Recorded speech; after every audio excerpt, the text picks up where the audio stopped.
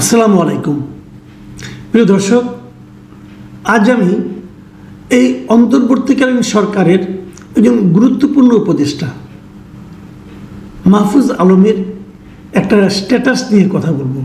উনি ফেসবুকে একটা স্ট্যাটাস দিয়েছেন আজ থেকে দুদিন আগে, আজকে 19 তারিখ, 17 তারিখ রাত 10:25 উনি এই স্ট্যাটাসটা আপ করেছেন। আমি স্ট্যাটাসেরটা পুরোটাই আপনাদের পড়ে শোনাবো এই কারণে যে আমি স্ট্যাটাসটা একটু বিশ্লেষণ করতে চাই, কারণ এই স্ট্যাটাসটা দেখে আমি ব্যক্তিগতভাবে একটু আতঙ্কিত বোধ করছি। আমি বুঝতে পারছি না আসলে ছাত্ররা কী চাচ্ছেন। আপনারা হয়তো বলবেন স্ট্যাটাস দিয়েছে মাহফুজ আলম, আমি কেন ছাত্রদের কথা বলছি? আমি এই কারণেই বলছি যে ছাত্রদেরকে উনি পরিচালনা করেছেন অথবা উনি মাস্টার মাইন্ড ছিলেন, এ ধরনের একটা ধারণা কিন্তু আমরা সবাই দেখেছি, পেয়েছি এবং শুনেছি। কাজেই আমার মনে হয় এটা টোটাল যে বৈষম্যবিরোধী ছাত্র আন্দোলন, এটা বোধহয় আন্দোলনের কথা, আমি এরকমই বিবেচনা করছি। আর তাছাড়া উনি সরকারের একজন গুরুত্বপূর্ণ ব্যক্তি, এই মুহূর্তে উপদেষ্টা এবং প্রধান উপদেষ্টার সঙ্গে সম্পৃক্ত উপদেষ্টা, সংযুক্ত উপদেষ্টা, অতএব অবশ্যই গুরুত্বপূর্ণ একটা বিষয়। আমি এটা নিয়ে একটু কথা বলতেই চাই। আমি আগে পুরো স্ট্যাটাসটা আপনাদের একটু পড়ে শোনাই। এই স্ট্যাটাসে উনি একটা শিরোনাম দিয়েছেন, শিরোনামটা হলো গণ অভ্যুত্থানের 100 দিন পরে। তিনি লিখেছেন, পুরনো বন্দোবস্তের প্রতি দাসখত লিখে দেওয়া লোকেরা আবারও ঐক্যবদ্ধ হবে। এ দল ওই দল এখানে মুখ্য নয়, মুখ্য হলো পুরাতন প্রজন্ম ও বন্দোবস্ত। ছাত্র তরুণদের জন্য একটি সুযোগ এসেছে, প্রতিটি প্রজন্মের কাছেই এরকম একটি সুযোগ আসে। 90-এর ছাত্র তরুণ খরচ হয়ে গেছে আগেকার প্রজন্মের ধূর্তামির কাছে। উনি আগেকার লিখেননি, আগে যার লিখেছেন, তো বোঝা যায় এটা আগেকার হবে। তার মানে উনি বলতে চাচ্ছেন, আমি ভেঙে ভেঙেই পড়ি, তার মানে পরে একবারে বিশ্লেষণ করতে গেলে আপনারা হয়তো বুঝবেন না কোত্থেকে বললাম। কাজে আমি যেখানে যেটুকু আমার বক্তব্য আছে সেখানেই দিয়ে দিচ্ছি।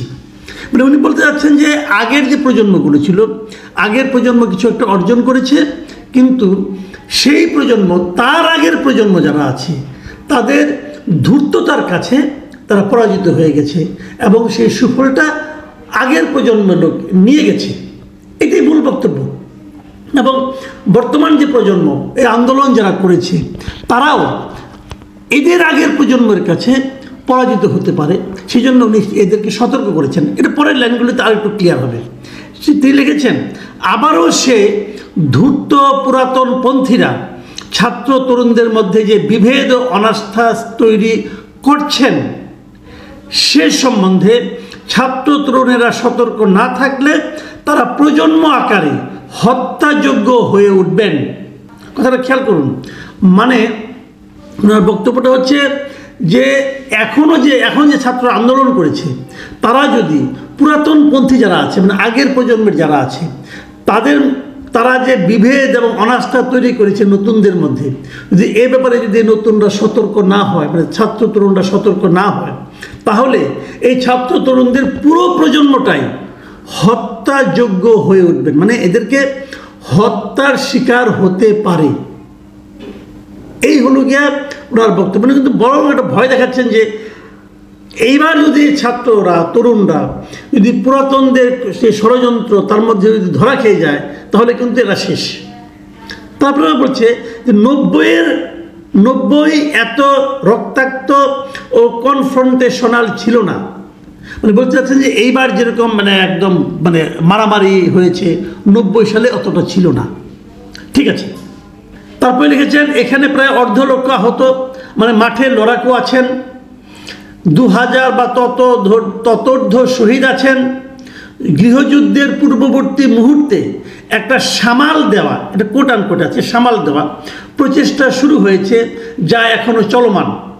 কিন্তু এই যুদ্ধ তো হবেই কোনো না কোনো ফরম্যাটে। উনি বলতে চাচ্ছেন যে এই যে নতুন পুরাতনের যে দ্বন্দ্ব, এই দ্বন্দ্বের মাধ্যমে একটা গৃহযুদ্ধ হতে পারে, মানে হওয়া উচিত উনি চাচ্ছেন। এই যাতে না হয় গৃহযুদ্ধটা, এই জন্য এটাকে সামাল দেওয়ার একটা চেষ্টা চলছে। কে চেষ্টা করতেছে? পুরাতনরা।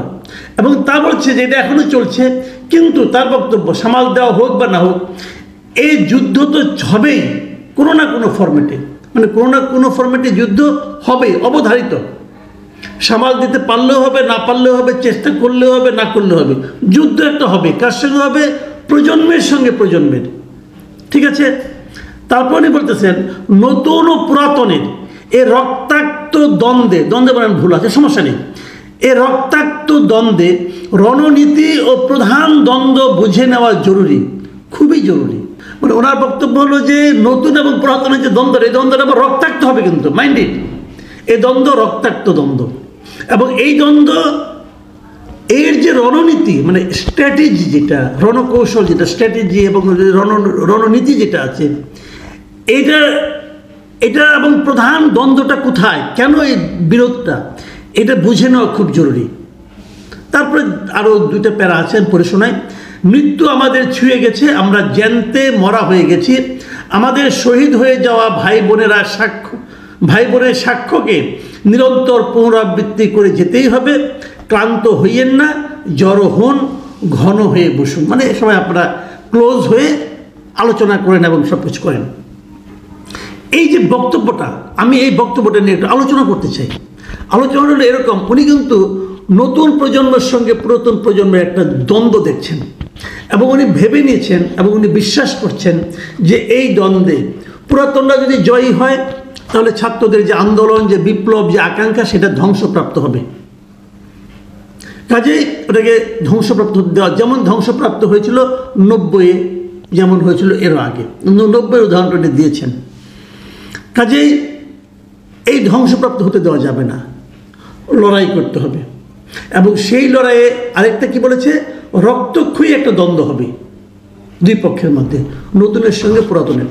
দেখুন, আমি একটা কথা বলি, নতুনের সঙ্গে পুরাতনের দ্বন্দ্ব পৃথিবীর জন্ম থেকেই চলছে, প্রতিদিন চলছে। পিতার সঙ্গে পুত্রের দ্বন্দ্ব হয় না? হয়, কিন্তু বাবা একটা বলে, পুত্র একটা বলে, এই দ্বন্দ্ব চলে আসছে। এবং এই দ্বন্দ্বে সব সময় নতুনের জয় হয়, এটাই নিয়ম। কারণ নতুনরা থাকে মোর ইকুইপড, মানে নলেজের দিক দিয়ে, তাদের জ্ঞান থাকে আধুনিক, তাদের চিন্তাধারা থাকে আধুনিক, নতুন প্রযুক্তি থাকে তাদের হাতে, কাজে তারাই জয়ী হবে, এটাই দান্দিকতার নিয়ম। এটা নিয়ে আমার কিন্তু কোনো প্রশ্ন নেই, কিন্তু এটা জীবনে, সমাজে সব সময় চলে। কিন্তু এটা উনি গণ অভ্যুত্থানের 100 দিন পরে এসে যে ভঙ্গিতে উনি লিখেছেন, সেই ভঙ্গিটা কিন্তু উনি আবার এটাকে দুটো শব্দ প্রয়োগ করেছেন। একটা হলো গৃহযুদ্ধ, গৃহযুদ্ধ হবে, আরেকটা হলো, এবং এই গৃহযুদ্ধ হবে রক্তাক্ত দ্বন্দ্ব হবে, রক্ত ঝরবে। কার সঙ্গে? নতুনের সঙ্গে পুরাতনের ঝরতে পারে। তারপরে আবার বলছেন যদি হেরে যায় নতুন প্রজন্ম, তাহলে তারা কিন্তু হত্যাযোগ্য হয়ে উঠবেন, মানে তাদেরকে হত্যা করা হতে পারে, মানে তারা বিলুপ্ত হয়ে যাবেন, এমন একটা আশঙ্কা উনি করছেন। তো এটা কি আসলে বাস্তবতা? আমি নিজেও মনে করি পুরাতন অবশ্যই বাতিলযোগ্য। আমি কিন্তু পুরাতনের পক্ষে না, আমি নিজে পুরাতন, আমি নিজে প্রবীণ, কিন্তু আমি মনে করি আমি বাতিলের খাতায় আসলে বেসিক্যালি। কারণ আমরা তো কয়দিন আর বাঁচবো, 2 দিন পরে মরে যাব। তাই বলে কি পুরাতনের কোনো দরকার নেই? পুরাতন মানেই কি নতুনকে দখল করে নেওয়ার উদগ্র আগ্রহ নিয়ে তারা বসে থাকে? তাও তো না, পুরাতনটা তো সোসাইটিতে ভূমিকা রাখে। এবং আপনি এই পুরাতন এবং নতুনকে একদম রক্তক্ষয়ী দ্বন্দ্বের মধ্যে ঢুকিয়ে দিচ্ছেন কেন? কেন আপনি একটা গৃহযুদ্ধ তৈরি করতে যাচ্ছেন? আমি কোনো অবস্থাতে গৃহযুদ্ধ চাই না। আমি ব্যক্তিগতভাবে সবসময় ঐক্যের পক্ষে। আমি কখনোই চাই না একটা গৃহযুদ্ধ আমাদের এই জাতিকে আবারও ক্ষত বিক্ষত করুক, এটা আমি চাই না। বহুত গৃহযুদ্ধ দেখেছি ভাই, আর না। এখন কিভাবে ঐক্যবদ্ধ জাতি করা যায় সেই চেষ্টা করতে হবে। আমি এখানে অনেক খুব বেশি একটা কমেন্ট, আমি খুব বিস্মিত হলাম, প্রায় 2 দিন আগের একটা স্ট্যাটাসটা, তার মতো ব্যক্তি স্ট্যাটাস, সেখানে মাত্র 30টা কমেন্ট পড়েছে। এবং এই কমেন্টগুলো থেকে আমি 2-3টা কমেন্ট আপনাদের পড়ে শোনাবো। একটা হলো সেলিম রাজা নিউটন, উনি একজন পরিচিত ব্যক্তি, সুপরিচিত ব্যক্তি, ইউনিভার্সিটির টিচার। উনি লিখেছেন পুরাতন সমস্ত রাজনৈতিক দলই পুরাতন চিন্তার লেফট রাইট প্যারেডের পেছনে পৃথক পৃথকভাবে ঐক্যবদ্ধ। একদম অ্যাকুরেট কথা। কিন্তু জুলাই নেতৃত্বকে নতুন মাত্রায় সংগঠিত হতে হবে, করতে হবে, জলদি, খুবই জলদি। আপনাদের জন্য ভালোবাসা, শহীদি সংহতি এবং অভিবাদন। উনি খুবই আমার কাছে ভালো লেগেছে ওনার মন্তব্যটা। উনি খুব গঠনমূলক এবং বেশ উৎসাহ দেওয়ার মতো একটা মন্তব্য করেছেন। এরপর আরেকটা মন্তব্য আমি পড়ি। সে মন্তব্য লিখেছেন প্রমা ইশরাত। আমি ওনাকে চিনি না।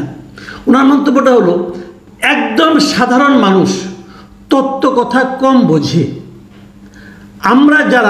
আমরা যার ভাষা শব্দ বুঝি না তাকে আমরা ভয় পাই, তাকে সন্দেহ করি। এটাই হয়েছে কমিউনিস্টদের ক্ষেত্রে। ক্ষুধার যে ভাষা, এই ভাষায় কোনো নতুন পুরাতন নাই।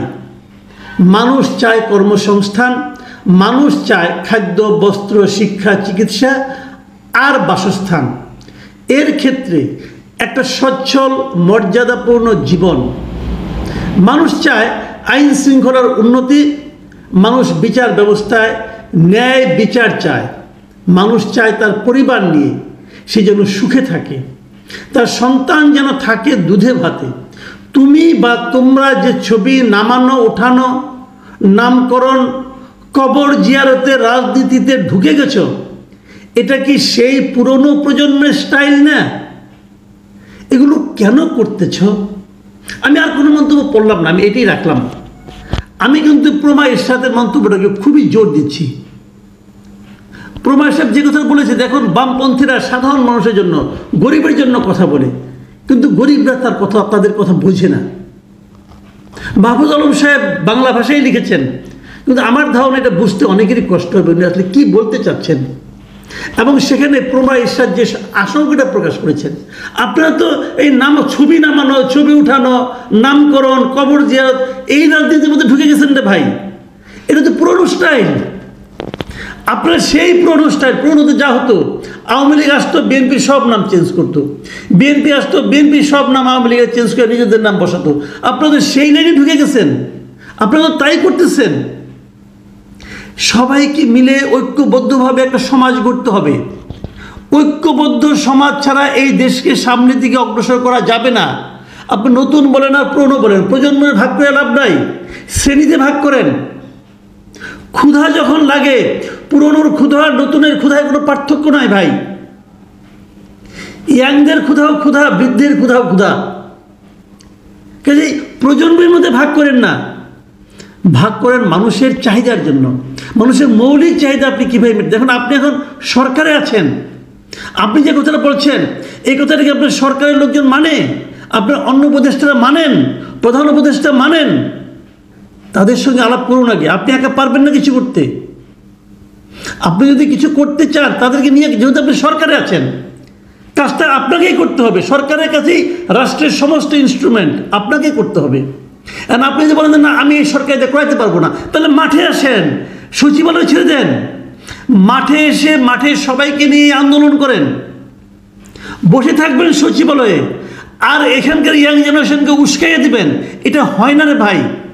যাদের উস্কাবেন তাদের সঙ্গে রাজপথে থাকেন।